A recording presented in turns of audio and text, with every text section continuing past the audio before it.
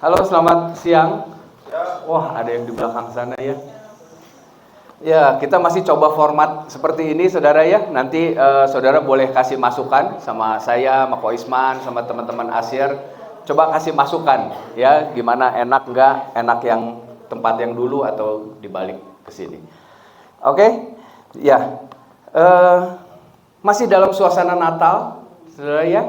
Dan beberapa hari lagi kita akan mengakhiri tahun 2024. Ya, kita akan meninggalkan tahun 2024. Dan biasanya kalau setiap akhir tahun, biasanya kita adakan evaluasi buat diri kita sendiri. Betul nggak, saudara? Ya, kita akan adakan apa yang sudah kita lakukan ya sepanjang tahun ini. Apa yang sudah kita dapat, sudah kita capai. Ada juga mungkin yang belum terjadi dalam kehidupan kita. Ayo coba evaluasi. Coba kita dengar-dengaran apa yang Tuhan pimpin buat tahun depan. Saya percaya Tuhan punya tujuan untuk kita semua. Amin, saudara?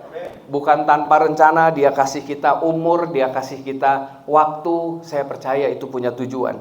Karena buat saya gini loh, ada sebagian orang yang nggak berani untuk mengevaluasi diri. Atau mungkin ada sebagian orang yang nggak terlalu peduli. Ya udahlah, lewat-lewat aja. Tahun baru kan, ntar tahun depan juga tahun baru lagi. Saya cuma berharap kita mau evaluasi, kita punya keberanian. Amin, saudara. Kita punya keberanian buat apapun yang sudah kita dapat, apapun yang Tuhan izinkan terjadi di sepanjang tahun ini. Coba dicek, Tuhan mau bicara apa sama kita. Ya, makanya ucapan syukur menjadi hal yang penting untuk selalu kita lakukan. Amin. Karena saya yakin dalam perjalanan kehidupan kita, nggak selamanya, nggak semuanya kita bisa dapat. Ada banyak hal yang nggak kita bisa capai. Ada banyak hal yang pada akhirnya nggak bisa kita raih. Tadi Peter ada bilang, tetap bersukacita meskipun nggak sesuai dengan apa yang kita inginkan. Tapi disitulah kita belajar tentang kedaulatan Tuhan. Makanya ini, hati-hati dengan ini, saya pernah bagikan ini, tapi saya berharap kita bisa sama-sama juga merenungkan. Berhenti mengeluh dan bersungut-sungut, karena iman tidak akan bertumbuh dengan mengeluh. Setuju, saudara? Seburuk apapun yang kita hadapi, masalah yang kita sedang jalani, lewati hari-hari ini, saya cuma berharap berhenti mengeluh. Amin. Karena mengeluh nggak pernah membuat iman kita jadi bertumbuh. Makanya penting sekali, ayo kita sama-sama evaluasi, sama-sama kita belajar dengar-dengaran dengan firman Tuhan, dengar-dengaran dengan apa yang Tuhan mau. Nah, untuk semua itu, ini perlu yang selalu ada dalam hati kita. Jadilah rendah hati.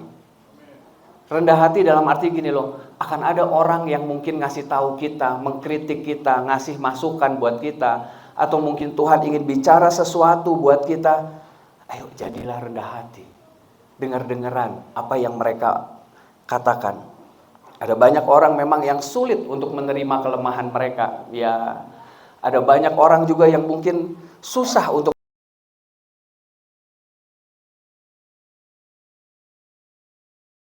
ngomong apa juga nggak peduli.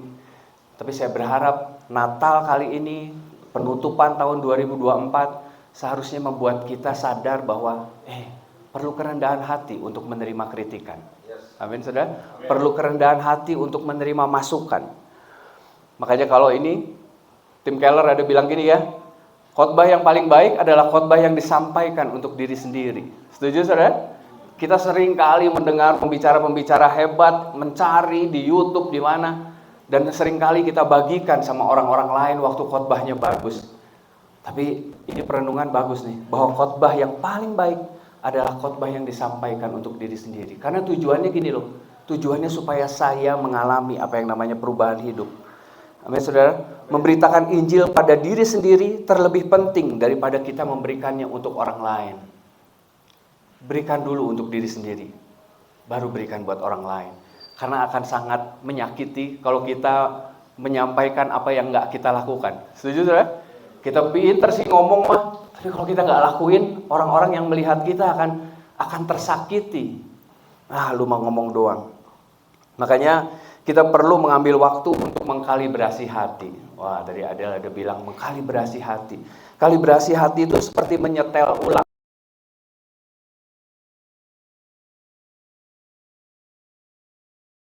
Atau mungkin yang sederhananya, kita akan membersihkan tempat tidur, merapihkan tempat tidur di rumah kita setiap hari. Amin, saudara?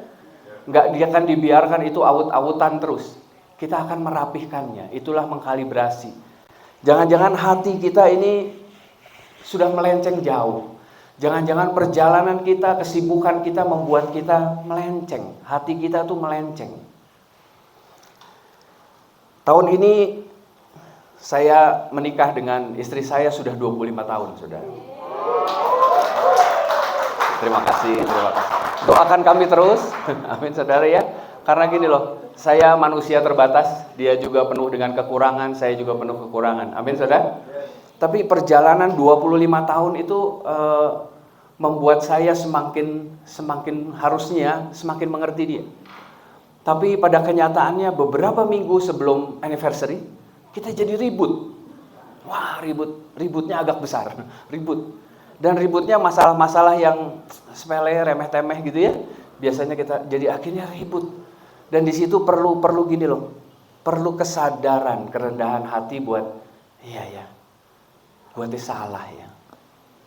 Ada hal yang nggak pas, ada hal yang kurang, yang sepertinya harusnya nggak saya lakukan.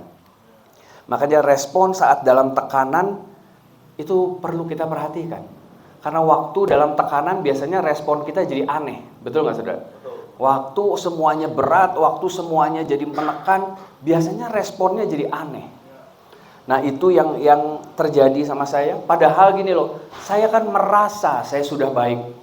Saya merasa saya sudah menjadi suami yang baik. Saya merasa sudah menjadi seorang ayah yang baik. Saya tenggelam dengan kata merasa. Karena ternyata gini saudara, penyakit merasa seringkali membuat kita tidak perlu berubah. Betul saudara?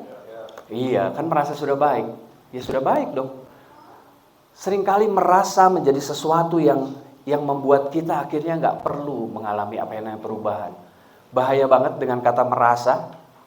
Minggu lalu persis waktu Natalan di PVJ saya ketemu satu orang lama nggak ketemu dan dia ketemu saya. Kok lama nggak ketemu? Iya. Dia cuma bilang gini, kok sekarang kok agak besar ya katanya. Agak gemuk lu ya katanya. Saya cuma bilang enggak, gue bilang biasa aja saya bilang. Iya kok lu rada gede lu sekarang. Enggak, saya bilang. Saya merasa bahwa saya nggak ada apa-apa. Saya merasa bahwa saya tetap sama dengan beberapa bulan yang lalu. Akhirnya sampai rumah saya timbang dong. Begitu ditimbang, ternyata saya naik 6 kilo, saudara. Luar biasa, 6 kilo. Pantesan saya kalau badminton saya selalu kalah sama Ko Isman belakangan hari ini. Jadi berat lawan Ko Isman sekarang. Tapi kata merasa, saudara bisa bayangkan artinya merasa itu membuat kita sebetulnya nggak tahu kenyataannya seperti apa. Saya hanya bilang saya merasa lebih baik. Padahal merasa itu harus bisa dibuktikan. Setuju saudara? Jangan puas hanya dengan merasa. Merasa baik, merasa kurus, merasa cantik. Belum tentu saudara. Coba dicek. Kata merasa seringkali menipu keadaan yang sebenarnya. Apalagi Yeremia ingatkan kita tentang hati kita. Betapa liciknya hati, lebih licik daripada segala sesuatu. Hatinya sudah membatu, siapa yang dapat mengetahuinya? Aku Tuhan yang menyelidiki hati, yang menguji batin, untuk memberi balasan kepada setiap orang setimpal dengan tingkah langkahnya, setimpal dengan hasil perbuatannya. Ayat ini menyadarkan kita bahwa gini loh, hati kita tuh licik. Betul gak saudara? Hati kita tuh licik. Kadang kita merasa kita sudah baik, padahal kita sedang menipu banyak orang. Kita sedang menipu diri kita sendiri mungkin. Betapa hati ini licik. Ada terjemahan lain bilang, hati yang licik itu bicara tentang hati yang teramat busuk. Bicaranya tuh gitu, lebih sadis lagi ya. Kelicikan hati kita ini, kalau saudara perhatikan sangat berdampak pada sebuah hubungan. Hubungan kita dengan Tuhan dan hubungan kita dengan sesama kita. Hati yang licik seringkali melukai orang-orang di sekitar kita dan melukai hatinya Tuhan. Dan di situ juga ada bilang hati yang membatu. Hati yang membatu itu bicara tentang hati yang nggak mau taat pada kebenaran. Hati yang sudah terkontaminasi dengan dosa yang pada akhirnya membuat kita menolak untuk bertobat. Hati-hati dengan kelicikan hati. Hati kalau dibiarkan terus licik akan membatu, akan sulit buat mengalami apa yang namanya pertobatan. Tapi di ayat selanjutnya dia bilang gini, aku Tuhan yang menyelidiki hati. Artinya gini, izinkan Tuhan yang membongkar hati kita. Amin. Terkadang hati kita bisa menipu diri kita, tapi izinkan juga Tuhan untuk membongkar hati kita, untuk memperlihatkan apa yang kurang, apa yang salah, apa yang tidak berkenan di hadapan Tuhan. Amin. Menguji batin bicara tentang tindakan Allah. Allah punya kuasa untuk menyelidiki di dalam hati, menguji. Kata menguji di sini sering dipakai dalam Alkitab itu untuk menguji perhiasan, emas, perak, itu dipakai kata yang sama, menguji. Artinya gini loh, menguji keaslian kita. Orang lain, pasangan saudara bisa saudara tipu. Benar saudara? Kita bisa pura-pura baik di hadapan semua orang. Tapi Tuhan Allah punya kuasa untuk menguji kedalaman hati kita. Manusia seringkali nggak memahami dirinya sendiri. Ya, kita sendiri kadang suka tertipu. Tapi percayalah, pengetahuan Allah begitu sempurna, tidak ada yang tersembunyi di hadapan Allah. Amin, saudara. Makanya jangan coba-coba menipu Allah. Betul, saudara ya. Nah, Natal kali ini bicara tentang kasih Tuhan untuk kita. Natal bicara tentang Allah yang merendahkan dirinya datang ke dunia untuk menyelamatkan kita. Saya berharap perenungan ini yang membuat kita juga menjadi orang-orang yang mau merendahkan hati kita. Amin, saudara? Mau merendahkan hati kita. Nah, poin yang kedua yang saya mau sampaikan, jadilah kuat. Hari-hari ini nggak gampang. Hari-hari ini ada banyak hal yang membuat kita jatuh. Tapi saya berharap gini, Natal membuat kita punya hubungan yang kembali dipulihkan bersama dengan Allah. Dan hubungan itu nggak cuma sekedar bicara tentang keselamatan, nggak cuma sekedar bicara kekekalan. Tapi hubungan yang baik itu bicara tentang penyertaan Tuhan. Bicara tentang Tuhan nggak pernah tinggalkan kita, Tuhan serius sayang sama kita. Yesaya 41 ayat yang ke-10, janganlah takut sebab aku menyertai engkau. Janganlah bimbang sebab aku ini Allahmu. Aku akan meneguhkan, bahkan akan menolong engkau. Aku akan memegang engkau dengan tangan kananku yang membawa kemenangan.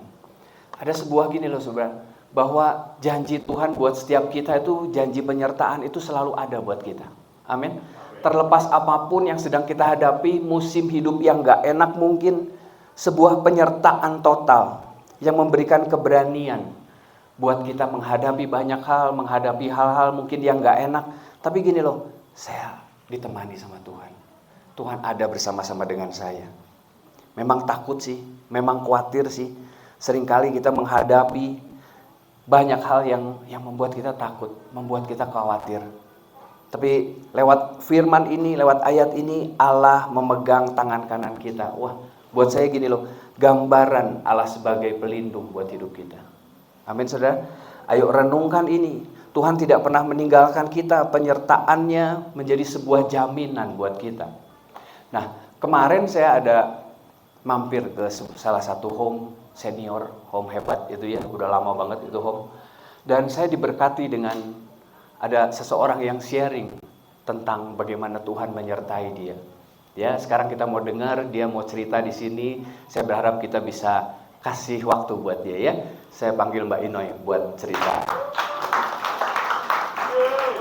Tolong diingatkan hanya 2-3 menit ya, Mbak Inoy ya. 1 menit Mas. Oke, terima kasih yang disampaikan oleh supaya kelihatan kayak benar-benar pendeta juga gitu ya, saya tanya di sini. 2024 bukan merupakan sebuah masa yang enak dan nyaman dan sukacita bagi saya dan Mas Hendra. Meskipun mungkin bagi beberapa teman yang kenal dengan kami selalu ketawa-ketawa gitu ya. Tapi sebetulnya di dalam kami berdua di dalam rumah tangga, kami juga mengalami masa yang sama seperti teman-teman ataupun saudara-saudara alami dalam urusan kesehatan, dalam urusan hubungan dengan pekerjaan, keuangan, dan juga yang terlebih agak berat buat saya berdua dengan Mas Hendar adalah masa yang baru dalam kehidupan kami, di mana 2023 anak-anak mulai tidak ada bersama dengan kami.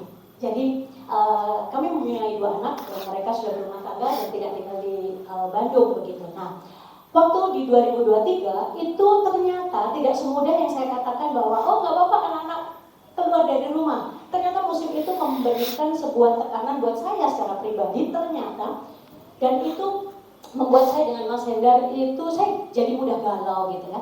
Ditambah masuk dari Januari 2024, bertambah lagi tekanannya di urusan pekerjaan, ekonomi, keuangan, di mana itu rasanya ditambah dengar orang ngomong 2024 itu akan sulit begini.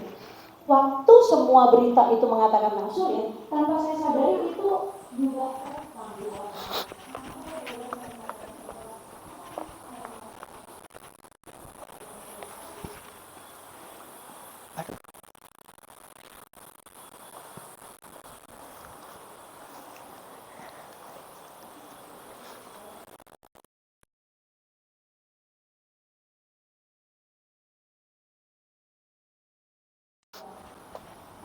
urusan pekerjaan, bisnis masih belum normal, kesehatan masih belum benar-benar seperti yang kita inginkan, doa. Tapi ternyata yang terjadi adalah waktu saya benar-benar sama Mas Hendar sepakat untuk kita menyerahkan semua masalah kita hari demi hari, itu Tuhan tuh menghibur loh. Jadi waktu saya memasuki 2024, penghiburan Tuhan itu rasanya pengennya Tuhan buat bisnisnya normal lagi, ekonominya balik lagi seperti yang kita inginkan, kesehatan balik lagi gitu. Tapi ternyata enggak itu yang dijawab Tuhan. Yang dijawab adalah setiap hari ada hal-hal baru yang bikin saya sama Mas Hendar tuh selalu gini, aku mengenal Engkau Tuhan. Wow. Salah satunya apa? Wow. Saya memiliki satu level terbaru dalam hidup seseorang, yaitu saya menjadi oma. Wow. Dan penghiburan Tuhan itu luar biasa karena gini, satu masalah yang saya doakan belum dijawab, bisa jadi mungkin sudah dijawab, tapi saya nggak fokus kepada jawaban Tuhan karena fokus pada yang saya minta. Tapi ternyata Tuhan memberikan penghiburan dari yang lain. Dimana kita nggak merasa ngapain sih takut hidup gitu ya. Dan saya sekarang bisa mengatakan bahwa saya tidak merasa mengenal Allah saya karena saya dan Mas Hendar memang mengenal Allah kita. Nah, sebelum saya tutup teman-teman, saya yakin kita semua punya masalah 2024 pasti ngomong bakalan 2025 bakalan lebih sulit.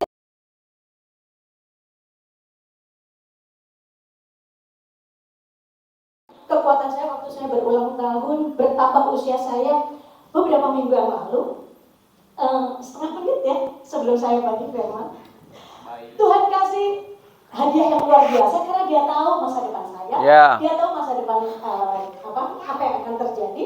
2025, saya yakin masalah apapun yang kita hadapi, janji Tuhan terhadap kita, dan saya akan sharingkan, itu saya dapatin 2 ayat pagi-pagi waktu saya mengucap syukur bertambahnya usia saya. Nggak kelihatan kan saya udah umur 60 tahun ya? Mana tante yang biasanya kayak ini kamu 60? Iya, tapi masih 2 tahun lagi gitu kan. Saya dapat dari Tuhan Sakarya 2 ayat 5, dan buat saya inilah Allah kita. Dan aku sendiri, demikianlah firman Tuhan, akan menjadi tembok berapi baginya di sekelilingnya, dan aku akan menjadi kemuliaan di dalamnya. Ngapain saya mesti takut? Tembok yang jagain Ino, kesehatan saya dan Mas Hendar, keuangan kami, keluarga kami, pekerjaan kami, masa depan kami, pelayanan kami. Karena Allah sendiri yang nembokin. Dan satu ayat lagi yang menjadi penguat lagi, itu ada di Hagai. Agak banyak ya firmannya ayat yang bagi, tapi inilah kekuatan kita. Tuhan bicara begini di ayat 5. Hagai 2 ayat 5. Hagai 2 ayat 5, sebentar mungkin dari saya aja ya. Hagai 2 ayat 5 ini benar-benar penguatan buat saya. Nah, sesuai dengan janji yang telah kuikat dengan kamu pada waktu kamu keluar dari Mesir. Mesir bicara tentang sesuatu yang gak enak gitu ya. Dan rohku tetap tinggal di tengah-tengahmu. Janganlah takut. Sebab beginilah firman Tuhan semesta alam. Sedikit waktu lagi maka aku akan menggoncangkan langit dan bumi, laut dan darat. Nah, tapi pastinya sepertinya ada yang nah ini ayatnya ada sedikit yang tidak tepat yang saya dapatkan di situ. Ini ya, saya baca langsung yang dari saya. Tetapi sekarang kuatkanlah hatimu, hai Zerubabel. Demikianlah firman Tuhan. Kuatkanlah hatimu, hai Yosua, imam besar. Kuatkanlah hatimu, hai segala rakyat negeri. Demikianlah firman Tuhan. Dan ini yang hebat banget. Saya tuh sebetulnya malas banget kerja. Udah pengen pensiun, udah pengen kayak ini. Tapi Tuhan ngomong apa? Bekerjalah. Sebab aku ingin menyertai kamu. Demikianlah firman Tuhan semesta alam. Sesuai dengan janji yang telah kuikat dengan kamu pada waktu kamu keluar dari Mesir.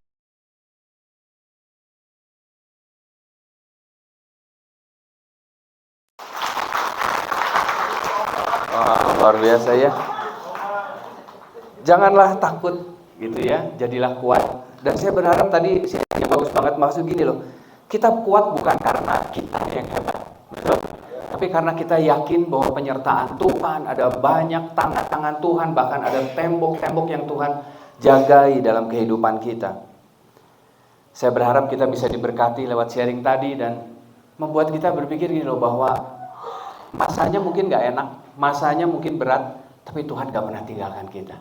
Amin saudara. Ada banyak kehidupan yang membuat kita sepertinya jatuh, yang membuat kita KO.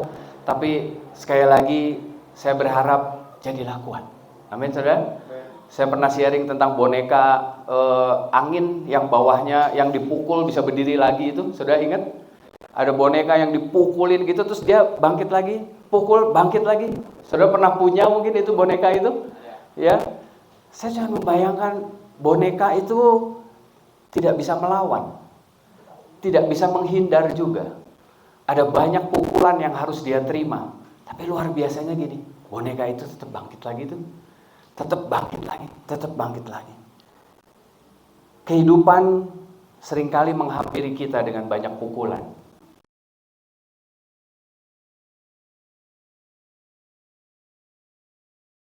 Tapi pesan saya, jadilah kuat, ayo bangkit lagi.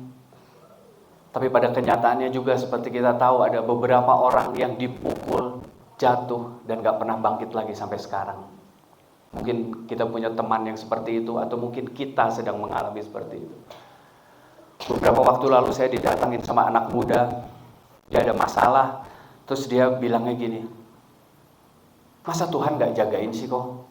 Masa Tuhan ngediemin sih? Kok Tuhan gak bela sih? Saya kan anaknya Tuhan, kenapa Tuhan gak belain saya? Kok sepertinya saya didiemin? Kalau gini terus mah saya akan ninggalin Tuhan, udah gak percayalah sama Tuhan-Tuhanan. Kalau gini terus mah saya gak mau lah percaya-percaya, pelayanan-pelayanan gak mau lah. Ngapain? Tuhan juga gak belain saya. Kalau saudara jadi saya, saudara bilang apa? Kalau saya cuma bilang, mungkin sudah saatnya kamu meninggalkan Tuhan. Pergi aja gak apa-apa. Karena buat saya gini loh, buat apa kita ada terus percaya sama Tuhan, sementara gini, pengenalannya menurut saya. Jadi sepertinya gini, saya yang jadi Tuhan, Tuhan harus lakukan apa yang saya mau. Saya bilang kalau prinsip pengenalan kita sama Tuhan seperti itu, lebih baik kamu meninggalkan Tuhan aja. Mungkin nanti Tuhan akan bicara sesuatu dan kamu akan kembali. Buat apa kita membangun sebuah hubungan dengan Tuhan, kita mau datang sama Tuhan, tapi gini loh, Tuhan harus lakukan ya apa yang seperti yang saya mau. Seringkali kita menuntut Tuhan untuk melakukan apa yang saya mau. Kita punya keyakinan yang salah sama Tuhan. Seringkali kita seperti itu. Sepertinya Tuhan harus lakukan semua yang saya mau, semua yang saya inginkan. Kita tuntut Tuhan melakukan apa yang kita mau. Padahal pada kenyataannya mungkin apa yang kita mau belum tentu yang terbaik menurut kita. Betul saudara? Pada akhirnya semua yang kita inginkan belum tentu yang terbaik menurut Tuhan. Kita yang seringkali menuntut Tuhan untuk melakukan apa yang kita mau. Kalau saya kembali ke boneka yang tadi, apa penyebabnya dia bisa bangkit kembali? Di bawahnya itu ada seperti beban yang berat, ada pasir yang berat, betul? Yang kalau dipukul dia bisa balik lagi. Itu karena di bawahnya itu ada sesuatu yang kuat, ada sesuatu dasar yang kuat. Maka saya berharap gini loh, apakah kita punya dasar kepercayaan kita yang kuat gak sama Tuhan? Karena itu yang membuat kita bisa bangkit kembali. Waktu dasar kepercayaan kita gak kuat sama Tuhan, gak heran waktu pukulan datang, kita jatuh dan kita gak pernah bangkit lagi. Ayo renungkan itu. Jadilah kuat, jadilah milikilah sebuah kepercayaan yang kuat bahwa Tuhan menyertai perjalanan kehidupan saya. Mungkin saya juga pernah sharing tentang ruang tunggunya Allah. Mungkin hari-hari ini saudara masuk dalam ruang tunggunya Allah, di mana saudara sudah lakukan semuanya, tapi Tuhan tidak melakukan apapun dalam kehidupan kita. Saudara pernah ada di ruangan itu? Ruang tunggu seringkali menggoda kita untuk nggak percaya lagi sama Tuhan. Saya sudah lakukan semuanya, Pak. Saya sudah lakukan ini, saya sudah lakukan itu, saya sudah pelayanan dan lain-lain, tapi Tuhan nggak lakukan apapun dalam kehidupan saya. Masalah saya tetap ada. Jangan-jangan kita sedang masuk dalam ruang tunggunya Allah. Saya cuma mau bilang gini loh. Allah nggak pernah bertindak karena desakan. Setuju? Allah itu punya rencananya, punya waktunya, punya planningnya sendiri. Kalau kita bilang Tuhan itu lambat ya, jangan-jangan hanya karena kita saja yang berpikir bahwa dia lambat. Dia punya rencana, dia punya waktunya sendiri. Amin, saudara? Di situ kita perlu apa yang namanya kepercayaan sama Tuhan. Tuhan seringkali menggunakan penundaan untuk melindungi kita. Jangan-jangan emang Tuhan pengen kita lebih lama di situ untuk kita belajar sesuatu. Nggak enak sih. Kita semua tahu berada di ruang tunggu itu sesuatu yang membosankan, betul? Kalau saudara ke dokter, saudara ada di ruang tunggu, aduh bosan banget, ngapain ya ini? Tapi saya berharap ruang tunggunya Allah membuat kita menjadi lebih dewasa. Sadarkah saudara?